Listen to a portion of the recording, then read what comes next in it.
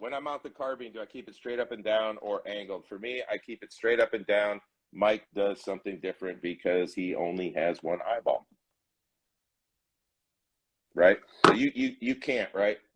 Yeah, I just turned the gun. I raised my optics up about a half, maybe half inch and 5/8 of it, depending on the window size.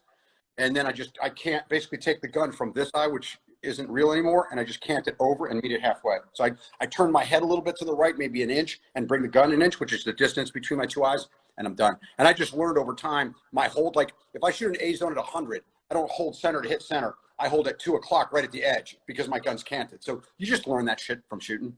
But it's, yeah. That's what yeah, for me, with having both my eyes, I try to keep the gun as upright as possible. I think canting the gun at CQB distances doesn't make a whole lot of difference unless you make the target very small and holdover becomes a factor. And then really, if that's something that's comfortable for you, the principle that I try not to ever violate is I want to bring the gun up to my eye target line without moving my eye.